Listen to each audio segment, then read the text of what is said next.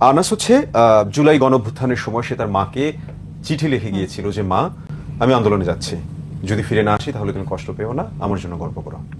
আনাস ফিরে আসেনি। আনাসের মতো অসংখ্য আনাসের মায়ের মতো অসংখ্য মায়ের বুক খালি হয়েছে। জুলাই অভ্যুত্থান যে আলোকে হয়েছিল, যে চিন্তা ভাবনায় হয়েছিল, সেই চিন্তা ভাবনার কি প্রতিফলন ঘটেছে বা ঘটছে? আমি যদি গতকাল অবধিও বলি, গতকালকে যে ঘটনাটা ঘটলো, আজকে তারই ধারাবাহিকতা যা যা ঘটছে, কিভাবে দেখছেন? প্রথমত দেখেন, আমরা এই জুলাই গণ অভ্যুত্থানের কথা বলি, আমরা এই 5 আগস্ট পরবর্তী সময় আমরা যারা জাতীয় রাজনীতিতে এসেছি, আমরা এতদিন অনেকেই ছাত্র রাজনীতিতে ছিলাম, অনেকেই অ্যাক্টিভিজম করতাম সমসাময়িক বিষয় নিয়ে, কিন্তু যখন এই গণ অভ্যুত্থানটা হলো, এই গণ অভ্যুত্থানে এই আনাসের চিঠির মতো আরও অনেক আনাস, তাদের আমরা বোঝবার চেষ্টা করছিলাম যে আসলে ঠিক কি জন্য আসলে মানুষ এত সহজে নিজের জীবনটা দিয়ে দিতে পারে এবং এতটা সাহস কিভাবে দেখাতে পারে। তো এবং দেখেন, এই আনাসের মতো বহু তরুণ, তাদের কিন্তু কোনো পলিটিক্যাল অ্যাফিলিয়েশন নাই, এবং তারা, আমি যদি বলি যে বড় রাজনৈতিক দলগুলো, তাদের তো এক ধরনের দলীয় স্বার্থ আছে, গোষ্ঠী স্বার্থ আছে, কিন্তু আনাসের আসলে কি ছিল? সেই জায়গায় আমরা যখন 5 আগস্ট পরবর্তী সময়ে এই যে রাজনীতির একটা পরিবর্তন আমরা দেখতে চেয়েছিলাম, সেই পরিবর্তন সত্যিকার অর্থে আমরা দেখতে পাইনি। এবং সেই পরিবর্তন আমার মনে হয় যে তরুণদের এর জন্য আমার কাছে খারাপ লাগে, যারা তরুণরা এই 5 আগস্ট পরবর্তী সময় রাজনীতি করতে এসছে, তারা অনেক বেশি আশাহত হয়েছে। বা সবাই তো আসলে রাজনীতিতে আসেনি, কিন্তু কিছু তরুণ তারা কিন্তু রাজনৈতিক হয়ে উঠেছে। বাংলাদেশে একটি গণ অভ্যুত্থান হয়েছে, রাজনৈতিক চিন্তা ভাবনা, মতাদর্শ সবটা চলে এসেছে। একদম। আমি যদি এটা বলি, শুধুমাত্র তরুণরা কিন্তু একদম সেই বৃদ্ধ বয়সী শুরু থেকে একদম হচ্ছে 16-17 বছর বয়সী ছেলেটাও কিংবা মেয়েটাও কিন্তু রাজনীতিতে সক্রিয় হয়েছে। আপনারা কিন্তু সেটার কেন্দ্রবিন্দু ছিলেন, এখনো কিন্তু অনেকেই ভাবছে। সেই জায়গা থেকে কি মনে হয় যে হচ্ছে এখন আপনাদের প্রতি মানুষজনের বা তরুণদের সেই ভরসার জায়গাটা আছে? বা আমরা আরো যদি এটার সাথে অ্যাড করতে চাই, I really wanted to talk about this. আমরা গতকালকে পুলিশের যে ভূমিকা দেখেছি, সেটা কতটুকু যৌক্তিক ছিল?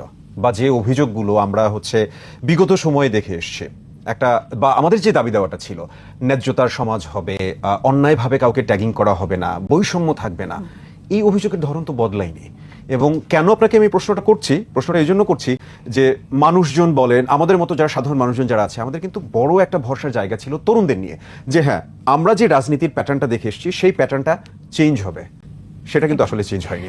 হ্যাঁ, একদমই। দেখেন, এখানে আমরাও যারা তরুণরা রাজনীতি করতে এসেছি, এবং প্রথমে তো আসলে আমরা রাজনৈতিক দল গঠন করিনি, বা এটা আমাদের এমনও ছিল না যে খুব পরিকল্পিতভাবে আমরা রাজনৈতিক দল গঠন করব। প্রথমত আমরা এই যারা তরুণ, যারা এই চিন্তা ভাবনা, এই পরিবর্তনের চিন্তা ভাবনা নিয়ে আসলো গণ অভ্যুত্থানে, আমরা ভাবলাম যে তাহলে আমরা একটা প্রেশার গ্রুপ হিসেবে কাজ করি প্রথমে, যে যেই ধরনের এই রাজনীতি আমরা দেখতে চাই না, এই রাজনীতি ফিরে আসুক, এটা আমরা চাই না।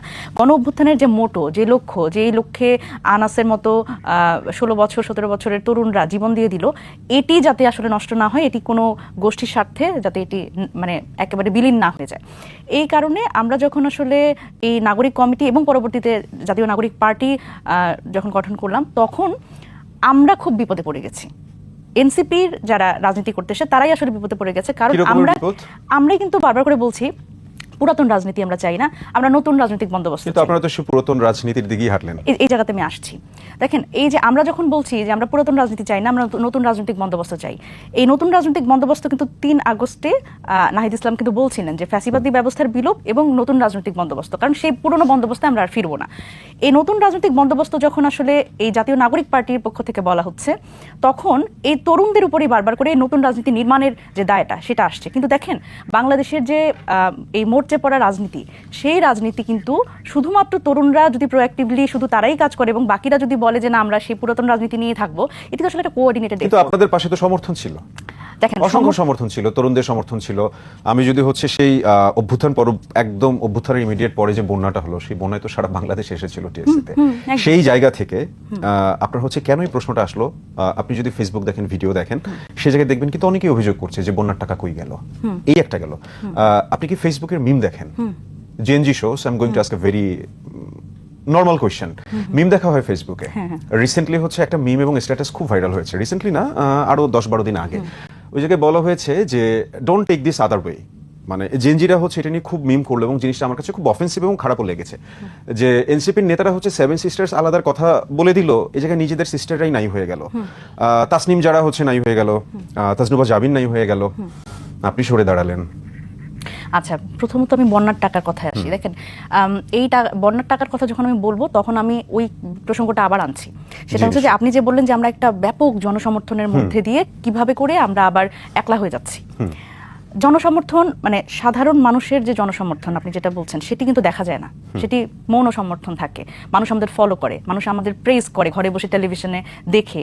কিন্তু যে সমর্থনটা আমাদের দরকার ছিল রাজনীতিতে সেটা হচ্ছে অন্য রাজনৈতিক দলগুলোর সমর্থন, যে তরুণরা যে রাজনীতিতে আসবে এটা একটা ওয়েলকামিং ব্যাপার। আপনারা তো প্রতিদ্বন্দ্বী, হ্যাঁ, মানে ওয়েলকামিং ব্যাপারটা ছিল।